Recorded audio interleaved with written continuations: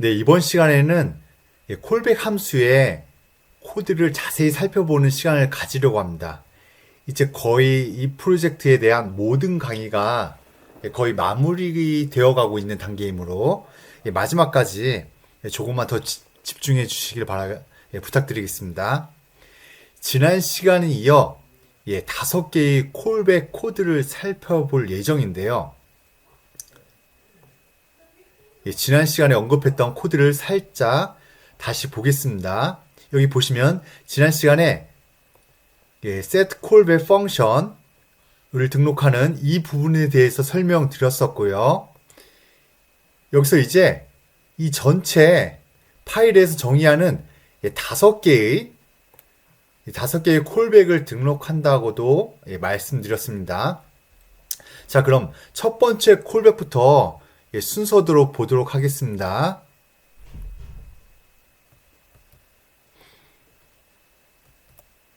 처음에는 누비슨 콜백 쿼리를 보시면 쿼리에 대한 콜백이네요. 그럼 이걸 한번 검색을 해서 이제 올려보면 이제 라인 142를 보시면 void 타입의 누비슨 컬백 쿼리 함수가 있습니다. 그래서 이전에 헤더 파일에서 그 캐릭터 포인터 3개가 인자로 들어간다고 했었는데 그 인자의 이름을 이제 여기서 확인할 수가 있습니다. 그래서 쿼리 3가지 인자는 첫 번째는 read data, 두 번째는 API, 세 번째는 유니크 키가 되겠습니다. 그래서 이 3개의 키가 서버로부터 오는 겁니다. 그래서 서버에서 IoT 디바이스 단으로 무언가 요청을 할 때 그때 서버에서 자신이 요청하는 사항을 잘 묘사해서 이 쿼리문으로 날리게 됩니다. 그럼 기기 단에서는 이 쿼리 컬백이 불리면서 이제 서버로부터 비롯된 요청의 내용을 확인할 수 있게 됩니다. 여기 위에도 써있죠.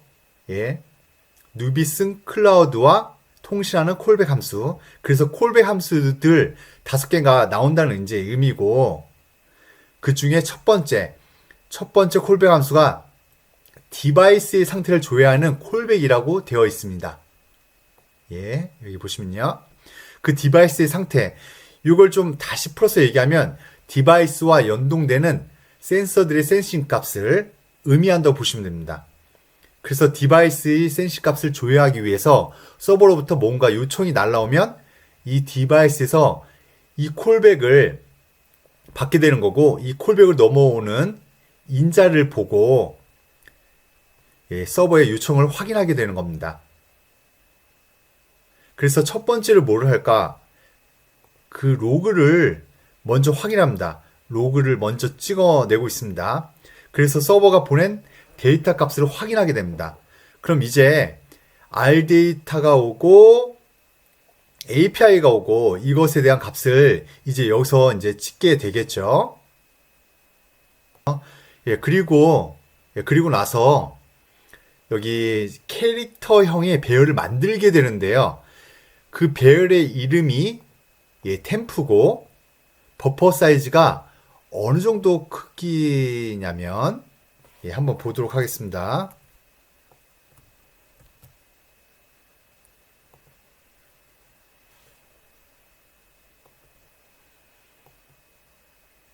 예, 32 바이트가 되겠습니다. 여기 보시면 32 바이트라고 나와 있고요. 32 바이트짜리 템프 캐릭터 배열을 이제 만들었고 0으로 이제 초기화해 두었습니다. 그리고 이 템플을 이제 이런 값으로 채우게 됩니다. 그러니까 이 템플은 이전에는 없었던 변수, 서버로부터 질의가 온 그 내용에는 전혀 포함되어 있지 않은 새로운 변수인 거고요. 그 변수를 템프 이제 임시로 사용하겠다. 그 변수를 템프 이제 임시로 사용했다. 그런 의미로 이제 여기서 선언을 했고 여기 밑에서 그 내용을 채워가고 있습니다. 그리고 여기 템프에 첫 번째 인자, 두 번째 인자, 세 번째 인자, 네 번째 인자, 뭐 다섯 번째 인자 어디서 많이 봤죠? 예, 첫 번째는 찬 밸브가 닫혔는지 열렸는지, 예, 두 번째는 따뜻한 밸브가 닫혔는지 열렸는지, 그리고 세 번째는 예, 물의 온도, 네 번째는 예, 센서와 수면 간의 거리, 다섯 번째는 클라우드가 원할 때 파워를 켜고 끌 수 있다고 했습니다. 그런데 어쨌든 현재 밸브에 전원이 있는지 들어와 있지 않은지에 대한 값을 전달하게 됩니다. 이렇게 5개의 값을 이제 서버가 뭔가 쿼리를 날리면 그 쿼리에 따른 답을 하기 위해서 이렇게 5개, 우리가 알고 있는 지금 우리 기기에 붙어 있는 센서들의 모든 값을 확인해서 그 값을 여기에 넣어주게 되는 겁니다.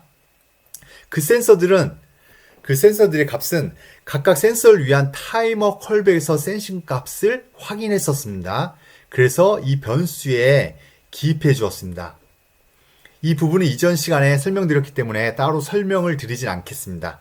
그 변수들을 그대로 사용을 해서 여기 템프라는 문자열에다가 기입을 하게 됩니다. 그러면 이 템프라는 문자열은 5개의 값을 각각 콜론으로 구분지어서 전달하게 됩니다. 그러면 이제 서버에서는 어쨌든 서버의 요청이 들어왔고 서버에 이 템프의 변수를 전달할 예정인데 서버에서는 이 스트링 값을 그대로 받게 되겠죠. 우리가 전달한 형태의 스트링 값을 그대로 받습니다. 이게 중간에 어디 뭐 누비스에서 제공하는 라이브러리에서 추가로 가공되거나 하지 않습니다. 우리가 디바이스 단에서 가공한 값은 그 값 그대로 클라우드에 전달하게 되게 됩니다. 이게 중요합니다. 클라우드 중간에서 뭔가 이 값이 변조되지 않습니다. 이 값 그대로 클라우드에 전달됩니다. 그러면 이제 어떻게 전달이 될까요? 여기 보시면 예, 라인 152 예, 클라우드 인터페이스 클래스에서 예, 정의하고 있는 함수가 있네요. 예, send to cloud라는 함수가 있습니다. send to cloud 함수는 클라우드로부터 요청이 비롯됐을 때 거기에 대해서 답하는 경우 사용하는 함수입니다. 그래서 데이터 값을 클라우드로 보낸다. 그래서 send to cloud고요. 여기서 첫 번째 인자가 방금 우리가 강호에서 만든 예, 템프 변수입니다. 그래서 이 템프 변수에 우리가 지금 추출한 모든 값들이 들어가 있고 그 값들을 그대로 서버로 전달하게 됩니다. 그러면 서버 단에서는 이 값들을 예, 클론으로 이렇게 구분되어 있는 5개의 값들을 예, 5개의 값들을 서버 단의 연산에 의해 분리를 해서 5개의 값을 각각 나눠서 자기의 쓰임에 맞게 예, 쓰게 됩니다. 예, 그건 서버 단에서 하는 역할이고 일단 여기서 핵심은 서버로부터 무언가 이제 요청이 왔을 때 내가 서버가 필요하는 데이터를 한꺼번에 다 하나의 스트링으로 묶어서 보냈다. 입니다. 그럼 꼭 이 방식을 해야 되냐? 아닙니다. 지금 우리 시나리오에서는 가장 간단하게 서버와의 통신을 보여주기 위해서 이 모든 데이터를 예, 통째로 보내는 것으로 했는데 반드시 이렇게 할 필요는 없습니다. 그래서 자신이 원하면 꼭 필요한 값 하나만 그냥 던져도 무방합니다. 그런데 우리 시나리오에서는 필요한 모든 데이터를 하나의 스트링으로 묶어서 보내는 겁니다. 그리고 이제 send to 예, 클라우드의 첫 번째 인자가 템프고 두 번째 인자는 이 첫 번째 보낸 인자의 데이터 타입을 명시해 주게끔 되어 있습니다. 이 첫 번째 인자가 인티저인 경우도 있을 수 있으니까 그때는 타입 인티저로 이렇게 되겠지만 여기서는 다 스트링으로 예, 보내고 있습니다. 그래서 첫 번째 인자의 타입은 스트링이다. 이렇게 명시적으로 나타내고 있고요. 그리고 이 세 번째, 네 번째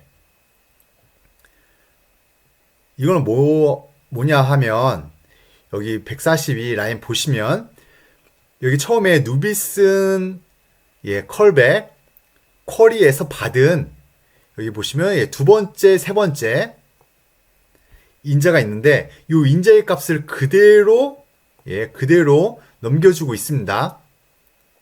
이 API랑 유니크 키를 여기 라인 144에 보시면 여기 라인 144에서 로그로 출력했을 때 외에는 이제 사용하지 않았습니다. 사용하지 않고 그냥 로그로만 이렇게 출력하고 그냥 바로 여기 send to cloud 바로 이렇게 전달하게 되는 겁니다. 이 값들은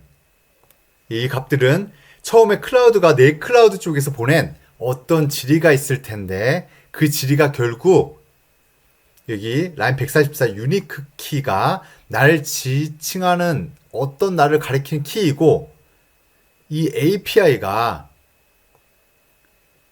결국 이 자신이 서버 단에서 클라우드가 보낸 그 지리의 종류를 하는 걸 텐데 이것을 그 지리 종류 그리고 이 디바이스 아이디의 고유한 키 이것을 다시 디바이스 아이디가 받은 다음에 다시 이제 다음에 서버로 전달하게 됩니다. 사실은 내가 지금 보내는 데이터는 그 클라우드 단에서 한 지리 그리고 나의 존재는 이거니까 이것을 감안해서 판단해 주세요 라고 클라우드에 필요한 정보를 같이 전달하게 됩니다. 그래서 함수대에서 보면은 어쨌든 요 API와 유니크 키는 이 함수 내에서 소화되지 않았고요. 그냥 바로 클라우드 단으로 다시 받은 그대로 전달하였습니다. 여러분들도 이런 방식으로 하시면 됩니다. 그래서 여기서 의미 있게 가공한 값은 템프 하나뿐입니다. 템프를 우리가 이미 알고 있는 값들을 잘 조합해서 서버로 보내는 겁니다. 자, 이렇게 해서 쿼리에 대한 설명을 했고요. 여기 보시면 쿼리에 대한 설명을 했고요. 두 번째 이제 디바이스를 제어하는 콜백 부분을 보도록 하겠습니다. 그래서 이 부분 라인 155에서 187 이 부분은 서버로부터 요청이 들어와서 디바이스가 서버의 요청에 의해 어떤 기기의 설정 값을 바꾸게 되는 겁니다. 그리고 우리 시나리오를 기반으로 말씀드리면 서버로부터 찬물 뜨거운 물을 꺼주세요 아니면 아예 꺼주세요 이런 요청이 들어오면 이 콜백에서 그 요청을 받게 됩니다. 그래서 이 요청도 역시 아까 헤더 파일을 설명할 때 없었던 이 세 개의 인자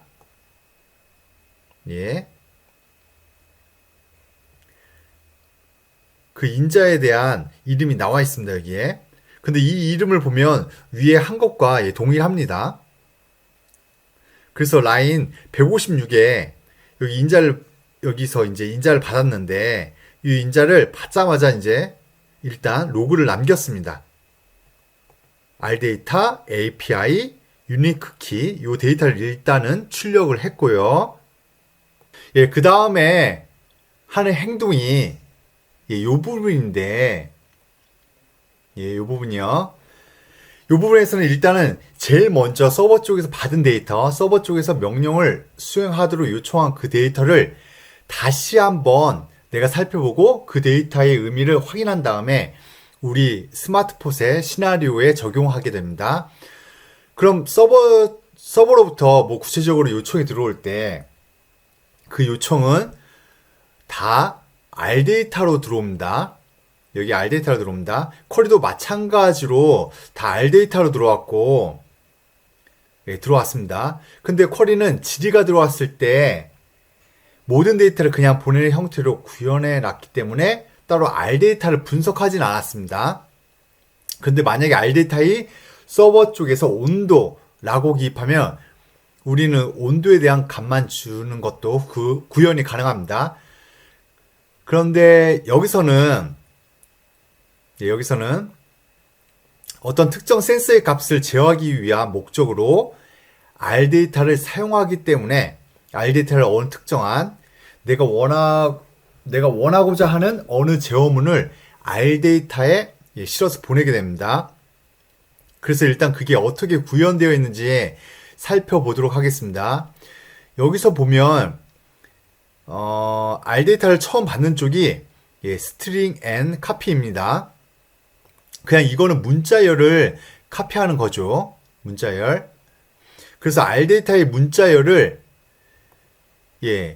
조금 전에 만든 템프 32바이트의 템프라는 그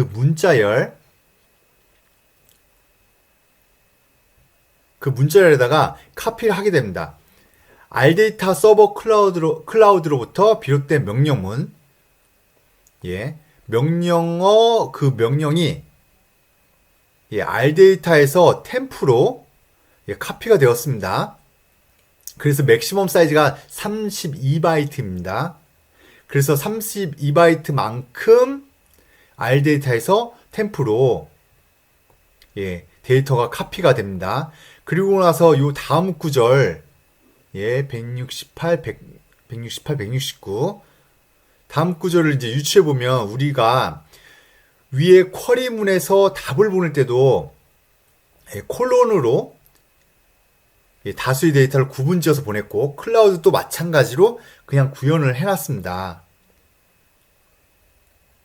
클라우드도 콜론으로 구분지어진 데이터를 IoT 기기로 보내게 해놨습니다. 그래서 이 서버 요청 자체도 다수의 데이터로 구성이 되어 있는데 그 다수의 데이터는 콜론으로 구분되어져 있음을 여기서 유추할 수가 있습니다. 그래서 실제로 저희가 그렇게 구현해 놨습니다.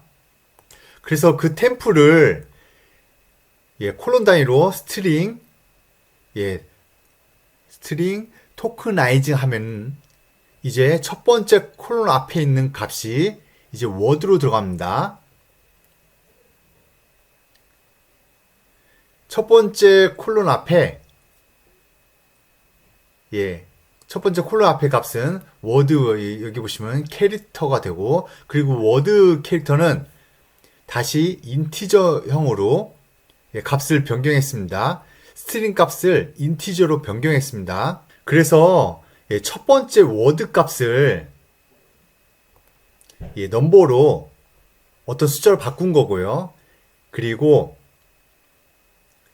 두 번째 워드, 첫 번째 콜론 뒤에 있는 거, 두 번째 부분은 역시 워드로 들어갔고, 워드가 이제 인티저가 돼서 밸류로 들어갔습니다. 그러면 이 상태를 보건데, 예를 들면 이런 상태가 되겠죠. 예를 들면 1 콜론 2 1 콜론 2다. 그럼 첫 번째 콜론 앞에 있는 것은 1, 문자열 1이 워드로 들어갔고 168에 워드로 들어갔고 문자열 1이 다시 ASCII 코드가 to 인티저가 돼가지고 1이라는 숫자 넘버로 들어왔습니다. 그래서 넘버는 1이고 다시 두 번째는 2라는 문자열이 두 번째 워드에 들어갔고 사실 워드는 계속 공용으로 사용하고 있습니다. 워드 문자열 2는 여기서 ASCII to integer 해가지고 숫자 2가 돼서 여기 밸류에 들어갔습니다. 그러니까 넘버는 1, 밸류는 2입니다. 그래서 여기에서 1 콜론 2 상황에서는 여기 보시면 LED 넘버가 1이고 밸류가 2 이렇게 되겠네요.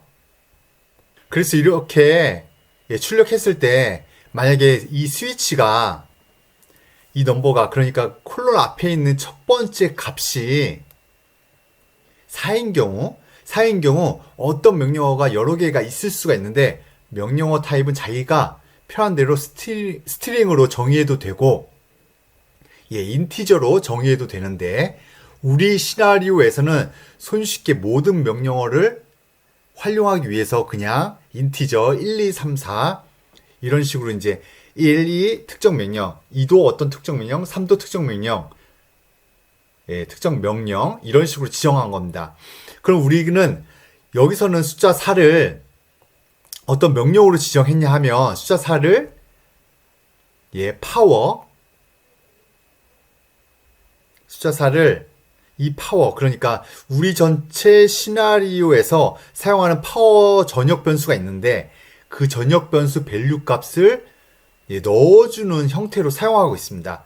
그래서 어떤 거든 클라우드로부터 명령이 날라왔을 때 그 명령의 첫 번째 숫자가 4다. 그러면 그게 의미하는 바가 뭐냐면 4 뒤에 있는 숫자로 파워 전역 변수로 설정해 주세요 라는 의미로 사용합니다. 그래서 파워는 뭐냐? 예, 파워 전역 변수는 실제 밸브를 끄거나 켤 때 사용하는 전역 변수입니다. 그래서 예, 파워가 0이 들어가면 밸브, 찬물이든 더운물이든 다 꺼지게 되면 만약에 파워가 1이다 라고 하면 너무 뜨거우면 찬물만, 너무 차가우면 뜨거운 물만, 혹은 보통 상황이면 둘 다 이렇게 켜지게 됩니다. 예, 그래서 이 부분 171에서 이쪽 부분 이 부분 전체에서 파워 스마트 포스 전체의 파워가 좌지우지 됩니다. 그게 바로 이 부분입니다. 그래서 여기서 클라우드로부터 기기로 넘어오는 어떤 요청을 처리하게 되는 겁니다. 예, 그래서 이렇게 요청을 처리했으니까 요청을 처리한 다음에는 예, 지금 클라우드 요청이 잘 처리됐습니다 라고 리턴을 보내야 합니다. 요청을 클라우드가 던졌는데 거기에 아무런 대답을 안 하면 클라우드 입장에서는 지금 자기가 요청한 사항이 잘 반영되었는지 안 되었는지 확인할 수가 없습니다. 예, 그럼 잘 반영되지 않았는데 클라우드 단에서 잘 반영됐음 이렇게 적어버리면 그거는 거짓말입니다. 예, 그러니까 잘 반영되었는지 끝까지 확인하고 클라우드에서 해당 사항이 반영되었음. 예, 예를 들면 클라우드 안에서 전원을 켜라고 해서 1, 4, 콜론 1 이렇게 신호를 보냈으면 이 신호를 보냈다는 행위 자체는 이 신호가 스마트 포스에서 전달돼서 그 파워가 켜졌다는 것을 의미하진 않습니다. 클라우드 안에서는 그냥 보낸 겁니다. 이 보낸 데이터가 제대로 IoT 기기에서 전달이 되었는지 혹은 IoT 기기에서 전달이 돼서 제대로 수행이 되었는지는 그 시점에서는 알 수 없습니다. 그래서 클라우드가 일단 던지는 상황에서는 예, 클라우드에서는 이게 실제로 성공했는지 모릅니다. 그리고 IoT 기기가 send to cloud 라는 요 답신을 보내게 되면 그때 이제 비로소 이제 클라우드가 내가 보낸 값이 제대로 반영이 되었구나 라고 확인할 수 있는 거고, 그리고 나서 클라우드 사이드에서 제대로 반영되어 있는 사실을 자기가 뭔가 외부에 노출한 페이지에 이런 값이 IoT 기기에 전달되어서 잘 반영되어 있습니다 라고 보여주게 되는 겁니다. 예, 그럼 이제 요 부분, 예, 클라우드 인터페이스에 send to cloud는 역시 아까 좀 전에 쿼리문에서 예, 사용했었고요. 뭔가 클라우드로부터 요청이 왔을 때 답변을 send to cloud라는 함수로 한다고 했습니다. 그럼 send to cloud의 첫 번째 인자가 바로 그 디바이스가 예, 저는 잘 받았고 당신의 요청을 잘 수행해서 그 결과는 OK 성공입니다 라고 전달해 주는 부분입니다. 여기가. 그래서 첫 번째 인자로 OK를 보냈고 두 번째 인자는 이 OK라는 그 데이터의 타입이 스트링이다 라는 것을 의미하고 있습니다. 그래서 이렇게 바로 위에서도 유사한 형태로 사용했습니다. 그리고 세 번째, 네 번째 인자 API 유니크 키, 이것도 쿼리 컬백 함수와 유사하고 동일한데 API 유니크 키, 클라우드로부터 전달받은 API와 유니크 키 그대로 다시 재사용하고 있습니다. 여기 API 유니크 키는 다시 이 함수 내에서 사용하지 않았고요. 받은 대로 그대로 전달하고 있는 겁니다. 그래서 우리가 이 함수 내에서 사용한 것은 클라우드로부터 전달받은 이 R 데이터, 네, 155 보시면 예, 이 R 데이터 이거 하나 사용했고요. 요거는 그대로 이제 그냥 여기서 어떤 값을 추출하지 않았고 클라우드 단으로 이렇게 전달해서 다시 보냈습니다. 예. 네, 이렇게 해서 클라우드와 IoT 기기 간의 가장 핵심이라고 할 수 있는 쿼리와 인보크 부분의 콜백 함수를 살펴보았고요. 저희가 이제 희망하는 거는 이 쿼리와 인보크 함수를 봄으로써 클라우드와의 일반적인 동작을 이해하셨으면 하는 바람이 있습니다. 지금 클라우드 단의 코드가 어떻게 되었는지 보기보다는 타이젠 단의 코드를 함께 살펴봄으로써 타이젠과 클라우드 단의 연동 관계에 대해서 이해하셨으면 좋겠습니다. 네, 수고하셨습니다. 고맙습니다.